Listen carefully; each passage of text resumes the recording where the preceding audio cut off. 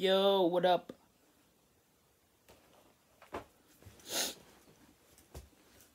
All right, so what I'm doing is I'm doing two things. I'm recording the video to answer all the questions, and then at the same time I'm going live, as you can tell, on IG if you're on the IG page thing. So a lot of the things that I got about was dealing with depression and anxiety and stuff like that, especially during times like right now. Uh, I think I think one of the reasons why if you go to jail, and one of the worst things that they can do to you is put you in the box, or in the cell by yourself, is because humans are meant to be interacting with other human beings.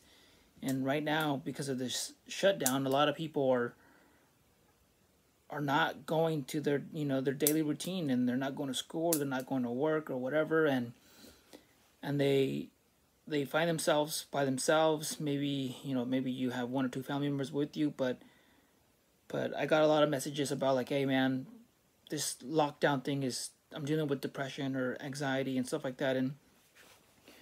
And by no means am I no expert, but if enough people ask, then I guess I should address it. And the way that, I mean, because I'm not immune to this stuff either, so how I'm dealing with it is, with everything, is I work out. I have a schedule. um because even though you have nowhere to go, I was just talking to my brother. I dropped him off at work today, and he was telling me about stuff that a lot of people were messaging me about. And, well, you have to have a schedule. Like, for example, speaking for myself, so I wake up, I get dressed, I make my bed. No one's gonna see my room, but I still make my bed. I brush my teeth. I get dressed. I take a shower. I make my breakfast. Like, I have nowhere to go, but I have a schedule. I have things that I need to do. So whether this continues for however long it does, but you have to have a schedule. Okay, you wake up, you do something. Make your bed, get ready, get dressed, and maybe you're not like me, and you don't have school, work, and stuff like that, but you can still go work out. And if there's no way that you should come out of this, less fit, with less knowledge of whatever, you have all this time to listen to cool podcasts, to watch documentaries, to take up yoga. There's so many great resources online that you can use. And that's what you should do. I work out a lot. So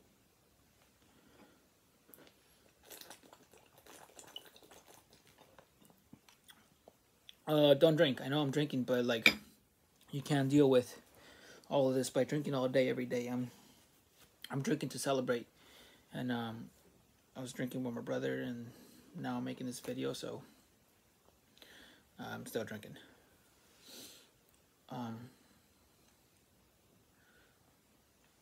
Let me see.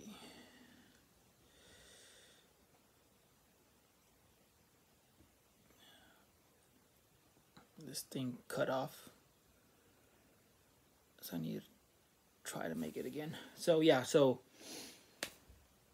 I mean, you can't let this win. You can't let you spending so much time by yourself, or not be able to go out and live your life. You can't let it win. Right now it's a battle of mental strength. So you gotta win. Stay busy. Keep the mind busy as much as possible. Go run, stretch out, take up yoga. You can't just let all of it get to you, overwhelm you, and just put you in this state where you're, like, super bummed out all the time and depressed and stuff like that. And for anxiety, I mean, working out helps a lot. What else was supposed to answer?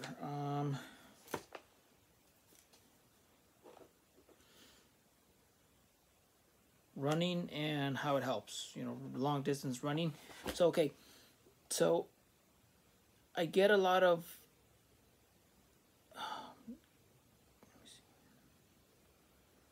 this thing sucks.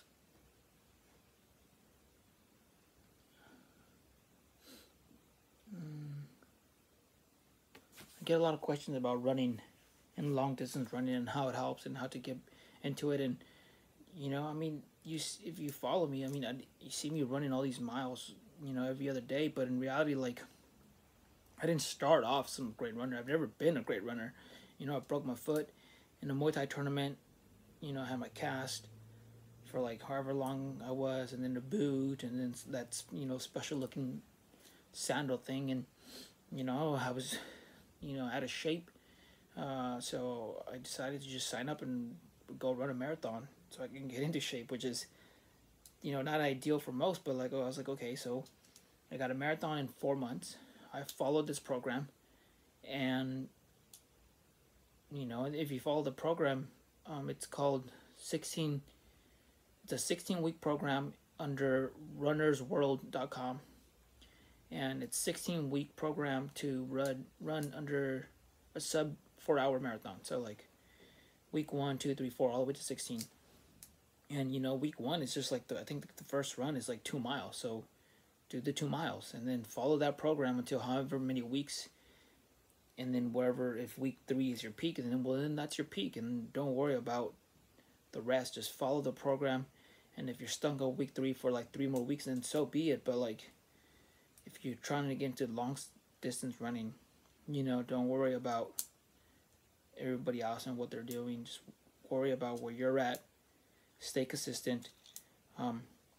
Get running shoes for you. Like, go to a running shoe store. Google running shoe store, and don't go to the Foot Lockers or anything like that. Go to stores that specialize in just running shoes. That's all they sell. And running socks and shorts and t-shirts and all that, and backpack hydration packs.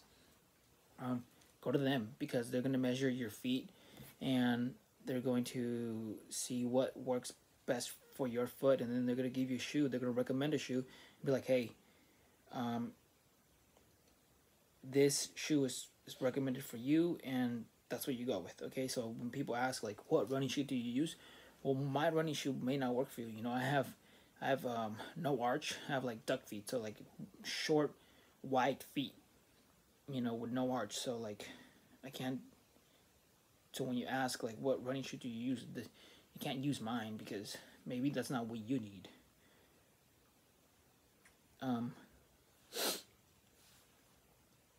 And it helps with anxiety. I have issues too. I'm not immune to anything. Life hits me too. So sometimes I go on a nice long run, and afterwards the problem is still there, but I'm a little bit more clear-headed, and I can attack the problem a lot easier. And maybe the answer, or the steps to get to fixing the issue, come to my head after a long run. So it does help with the anxiety and issues, and it calms you down. And so yeah, okay, what else?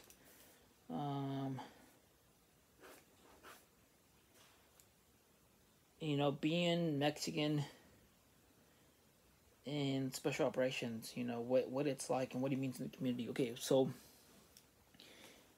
in the beginning, for the longest time there wasn't many Mexicans, blacks or whatever, in special operations, and as time goes on, more and more minorities are inside special operations, and you're gonna catch some shit, like sometimes the guys are just giving you a tough time, but sometimes, you're gonna find racist people everywhere. So maybe you do run into somebody who's truly racist, or maybe they're just giving you a tough time, and either way, if it's just giving you a tough time, you have to have thick skin.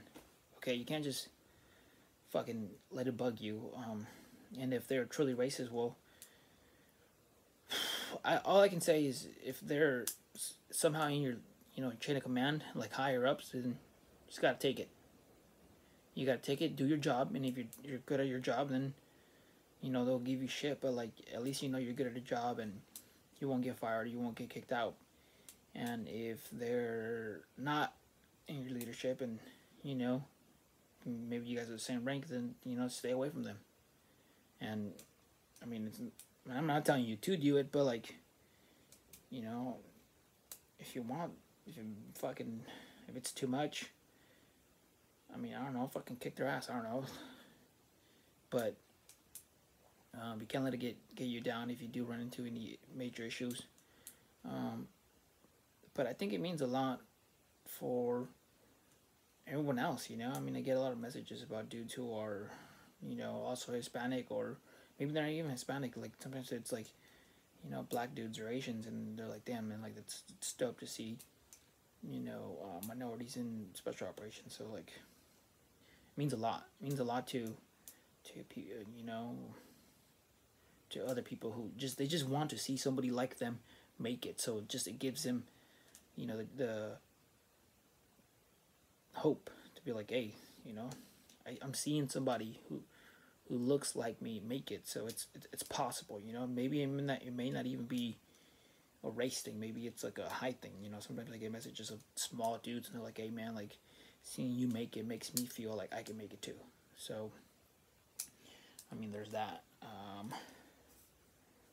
Let me see, what else is there?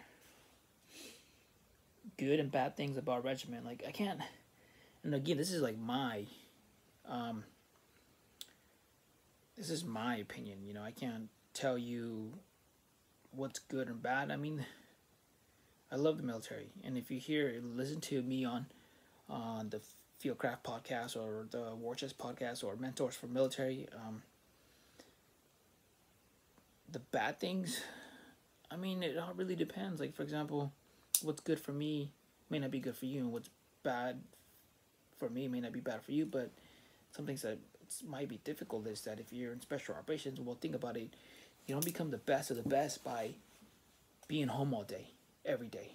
You become the best of the best because you're away, because you're training, you're at a school, or you're deployed. So what does that mean? It means it's not that you don't get zero family time. It just means that you are away a lot. But from my experience is that if there's nothing to do, they send you home because they value family time. They want you to be home. So if it's like almost 1 o'clock and there ain't shit to do, well, they're gonna send you home. They send me home. They're like, okay, well, fucking, there's nothing left to do, so you're gonna go home. Good things is that they test you. They build you as a human being. If you fall under great leadership, they build you up, and you can continue that success into your relationship, into your next career or next thing, your next unit, whatever it is that you do. If done properly, because you got to believe into this thing of the military. I'm not saying you got to go all in and drink the juice and be some type of fucking, like, believe it all, but I'm just saying, like, you just have to, if you're a private, you're a private, all right? So which all falls into another thing as life as a private in a regiment. Well, you're at the bottom, okay, and you're gonna catch a mad shit. So have thick skin, get it over with, do your fucking job. And if you know your job, yeah, you'll still get fucked with, but at least you know that you're not getting fucked with because you fucking suck. No, you're getting fucked with because you're just a new guy. Me personally, I mean, I did get fucked with, but I didn't get fucked with compared to dudes who just couldn't handle it and couldn't do their fucking job, perform, and they let the stress get to them, and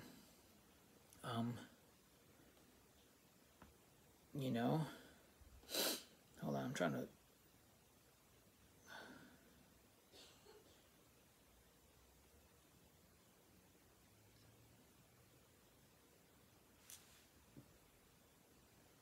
do this IG live thing as well as I'm doing this, but because it's raining here in Huntington Beach, it's not really working, so I feel bad for all the dudes who wanted to see this live. So, okay, good things and bad things about regiment. Also, good things is that whatever fucking school you want to go to, after you do what you're supposed to do, they're going to send you.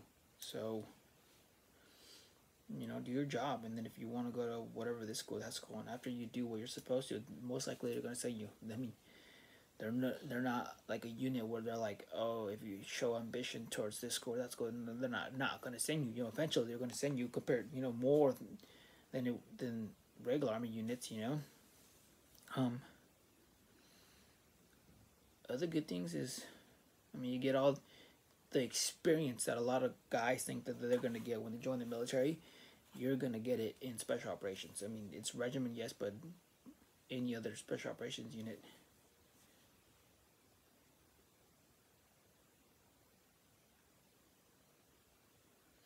You're gonna get it. As a private, it's pretty much simple, man. You're gonna catch it. You're just going to.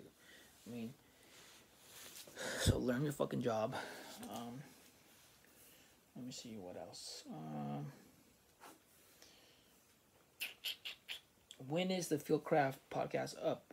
Well, it's up now. So if you're listening to this 5 seconds after I load this up, or a day later, or 2 days later, it's up. It's up today. So today is April 7th, and it got loaded up yesterday. So it's up.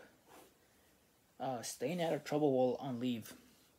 Oh man, as a private, I did a lot of stupid shit while I was on leave, and I got away with it because, like I say, if you're gonna do stupid shit, be smart about it. Okay.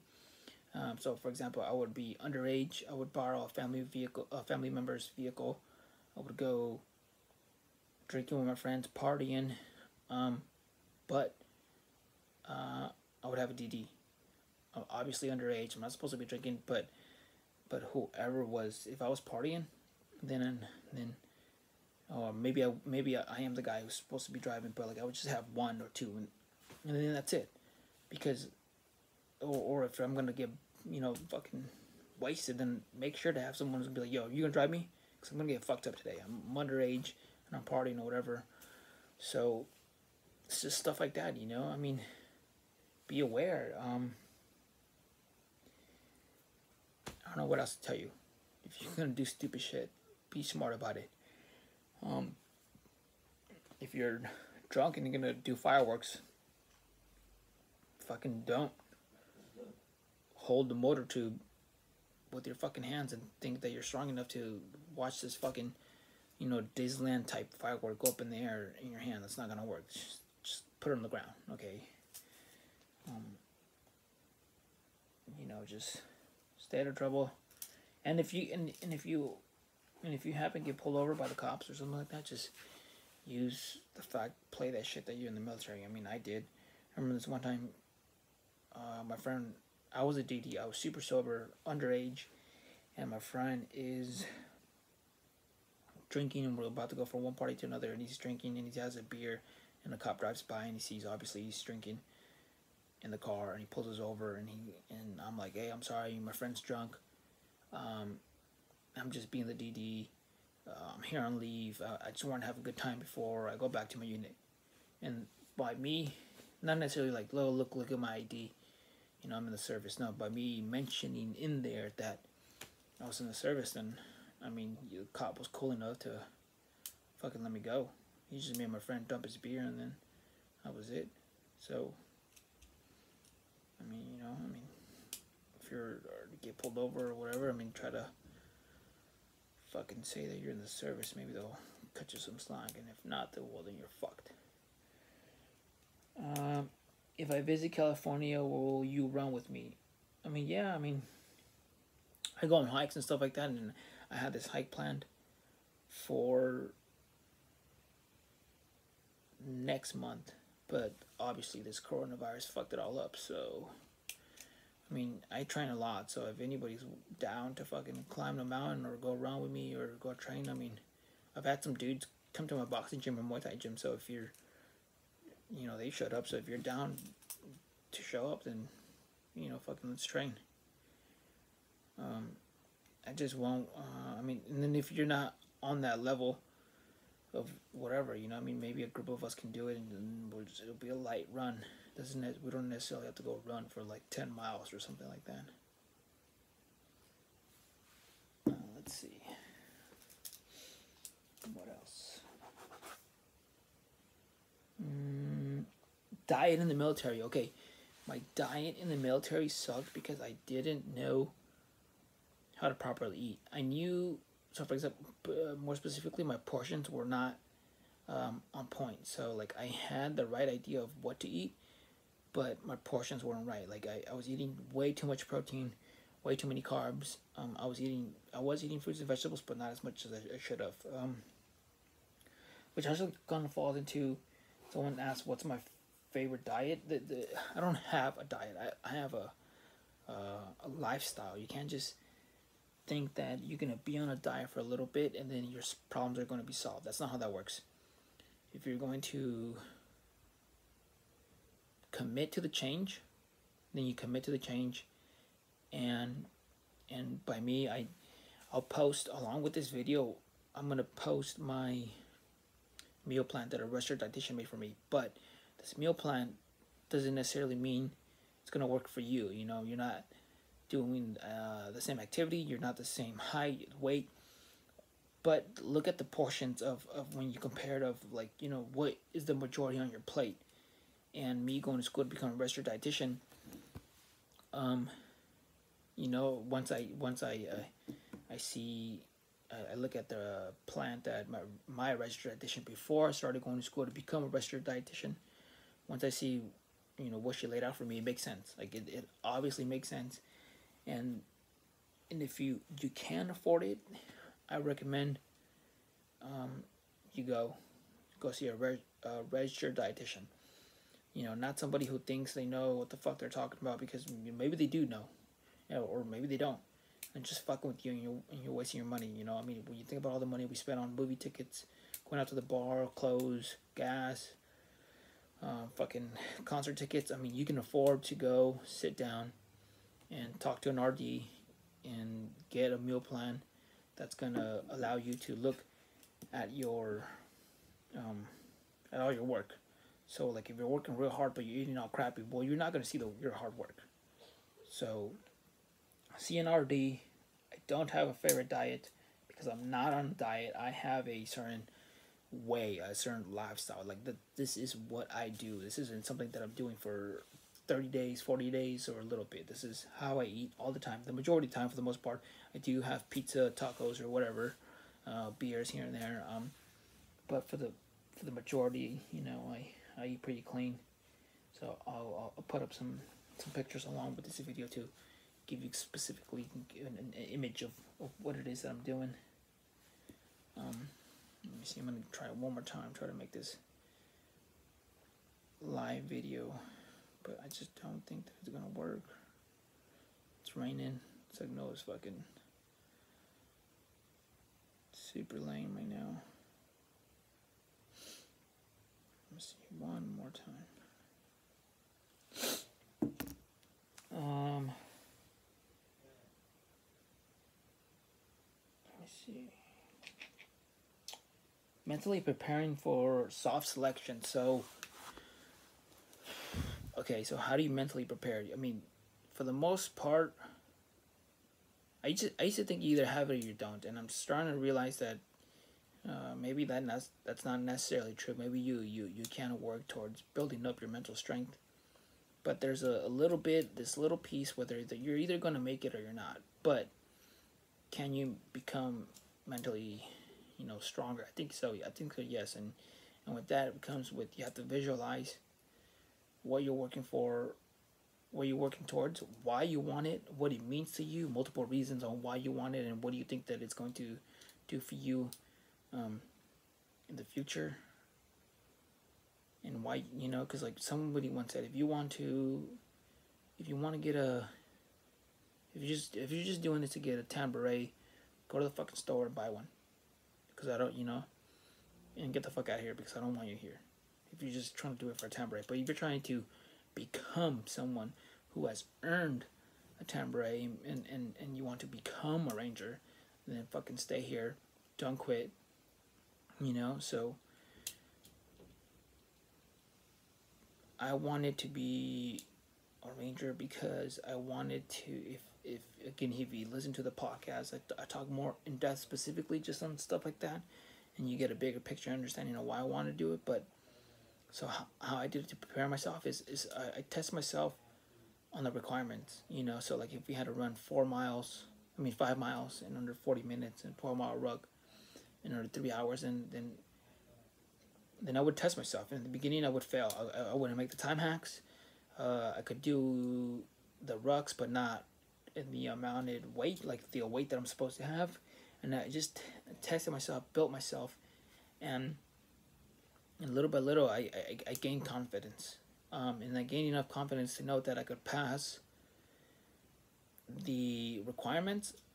All it meant was that I had to deal with the smokings, with the maybe lack of sleep, lack of rest, and stuff like that. I mean, you know, how are you gonna prepare for that? I mean, unless you're like some fucking crazy fuck that you're gonna tell your friend to be like, "Hey man, wake me up and don't let me go to sleep and don't let me eat," you know, and that you're just gonna have to go through that, you know, when that actually happens.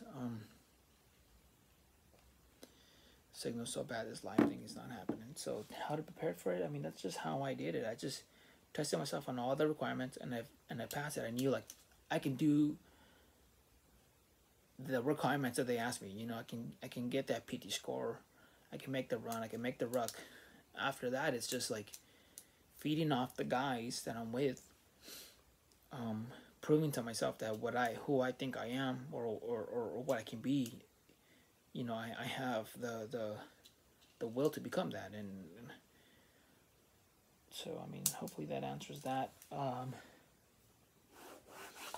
Day one rasp one smoke session. So like for pre-rasp, we knew day one we were, you know, you're gonna get your ass handed to you. So the day before, everybody had a big meal, stretched out, had as much sleep as we could, you know, drank water and limbered up because we knew we were gonna get fucked with. And I can't tell you exactly what happened because I can't really remember, but I do remember that from the minute they handed us over pre-rasp cadre to the rasp cadre, it was fucking go. And I think if I remember right, we started like early in the morning, and by the time it was all fucking said and done, fucking late afternoon. So, I think we might maybe had a meal, but like, you just day one every day. Just like don't let it overwhelm you. When you start thinking like, oh fuck, I gotta make a certain number of days. You know, this how many weeks I have to fucking make it. I'm not sure if I can make it. Don't worry about that. Worry about the day. That's it. You know, worry about. And some guys do the meal thing. Like I just have to make it to breakfast. I just have to make it to lunch. And you can do that. So day one, yeah, for sure, you're gonna have to quit and stuff like that. But don't quit, because most likely when you think you're gonna quit, 10 minutes later, 20 minutes later, half an hour later, it's gonna be all over. And then you're gonna be like, oh shit, I'm glad I didn't quit. You know, there's moments where we all want the pain and suffering to end, which is perfectly, I think it's normal, but there's a difference between like, man, I want this to end, and then fuck, I'm gonna quit. There's a difference between that, and I think a lot of us feel like, I just want this to end, but I don't want to quit. And then you just have to write it out, you know. Whatever it is they're making you do, and then sooner or later it's over, and you're like, oh shit, it wasn't. I mean, it was bad, but it wasn't that bad because I made it. Let's see. Dealing with negative people who try to impose their limits on you when you're trying to voice your, you know, your goals. Well, that right there, it's happened to me a lot. So when and it may not even necessarily be the military, you may say like, I want to go to college, and then someone's trying to fucking be like, well, you know, if I didn't make it to college, or I didn't complete it, or I tried, you can't make it because, you know, this is how you are, or maybe it is the military, and then like, well, I did this, I did that, and you know how when they do shit like that, just like what I would do, I would just look at them and be like, okay, yeah, yeah, you're right, yep, and then I would still do whatever the fuck I wanted, you know. So I remember when I first voiced my opinion to go into special operations, you know, people will laugh and be like, whoa, so and so tried, and look at him, he didn't even make it, and I'd be like, oh yeah, you know, you're right, yeah, yep, he's tough, yeah, and then I will go train. So all you have to do is don't let it get to you. Was it moments where it it kind of got to me? Oh, yeah, of course. But I would be like, well, so I would think like, am I gonna quit? No, I'm not gonna quit. I'm not gonna give up. I haven't even had the opportunity to go see if I had what it took. So you go and do what you want. Nod, say yes, okay, yeah, oh yeah, I agree with you, yeah, yeah, and then just go do what you want to go do, and find out on your own. Find out like, fuck, okay, I do have what it takes, or I don't have what it takes, or I just need to fix this, and then go for it again. But just to give up just because someone's giving you those negative thoughts, I mean, I've had that shit growing up my entire life, and if I listened to them, I would not be where I'm at now. Let's see. Will I ever do a podcast? No, I mean, as of right now, I don't think I'll ever do a podcast because I just don't think I'm that type of person. Maybe right now, I'm not that type of person to like host and bring up somebody and be like, hey, let's talk for some hours. I don't know. So I mean, I guess I'm fucking talking now. So I guess I can't do it. So but as of right now, no, I'm not trying to make a podcast. Let me just graduate school first. Adjust into the civilian life. Man, that alone is like its own video. And again, listen to the Fieldcraft podcast. Or the Mentors for Military, or the first time I was on the War Chest podcast, and I talk about it. I think transition is sometimes dependent on the individual, and the degree of difficulty depends on the person. Some people have an easy transition, and then some people have a difficult transition, and then some people to this day haven't even fucking transitioned. They're still lost, which sucks. But what has helped me was finding someone to talk about. It doesn't necessarily mean a therapist. You can just find a cousin, a grandpa, a dad, someone that you can really talk to. Bounce off ideas and things that are going in your head. Making friends. Going out. Physical activity. CBD. I had problems sleeping, so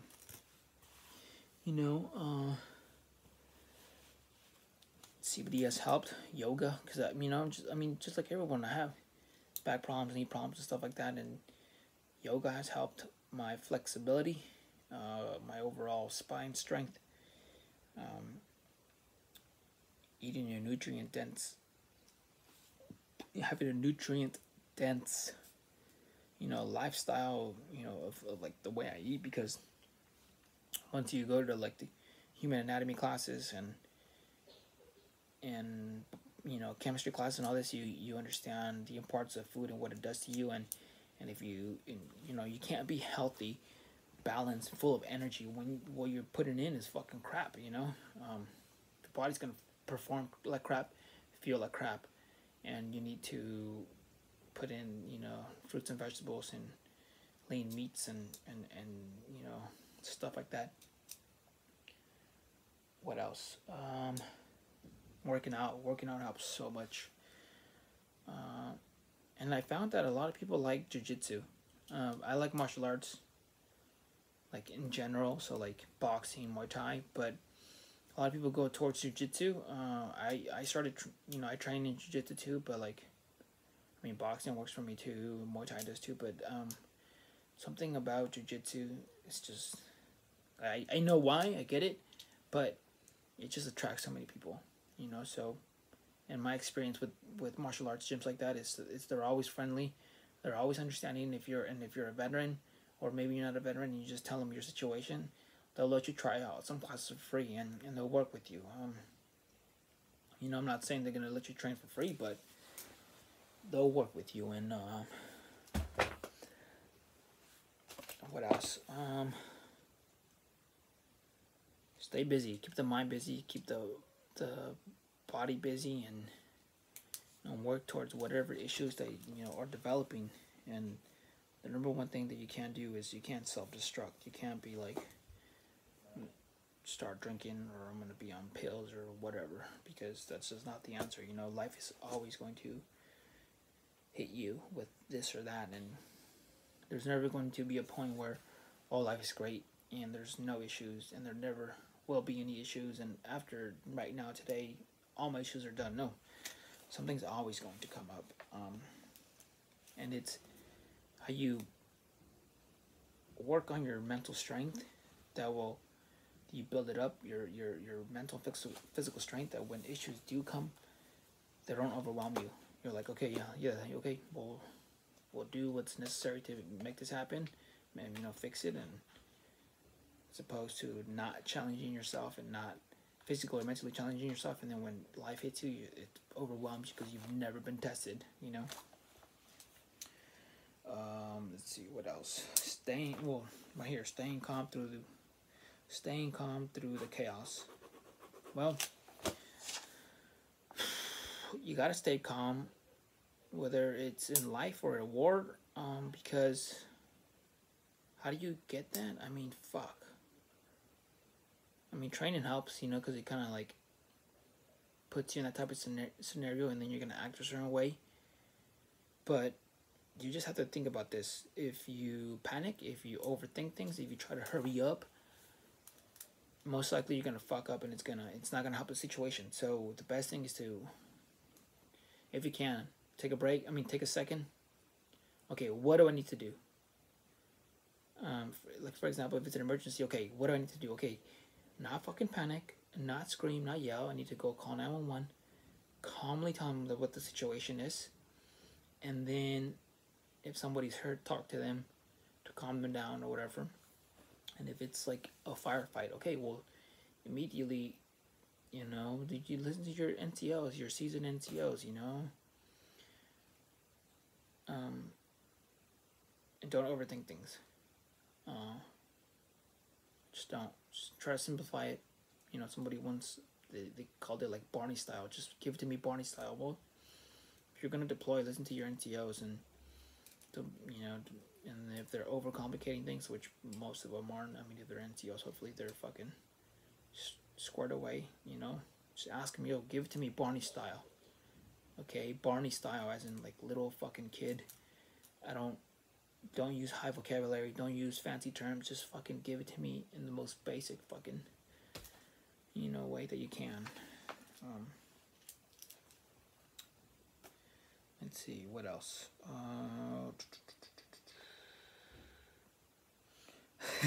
How the meme game got so strong. The whole meme thing, I don't know. One day I just fucking decided to, which I don't even think my meme game is fucking strong, but I don't know. One day I thought it was funny. The vast majority of things that I post, they're either because I wanted to motivate somebody and, educate somebody, inspire, or whatever, stuff like that, or because I think it's funny. And never do I post anything where I want to hurt somebody's feelings or whatever group they're from or whatever. I just think it's funny. So I post things that, at this point, a lot of people just send me stuff. They send me stuff, or I find it on my Facebook feed, which is my Facebook feed is just fucking garbage. Political garbage, memes, political garbage, and memes. So, yeah, I just find it on the internet. So, I don't think, I mean, a lot of us have this sense of humor. I'm just the one posting them up, A lot of that shit I just take from other people's pages, so that I think are fucking funny. So, how they got so strong, I don't know. I just post what I think is funny. And I don't think about it too much. It just comes, Let's see. What else do we have?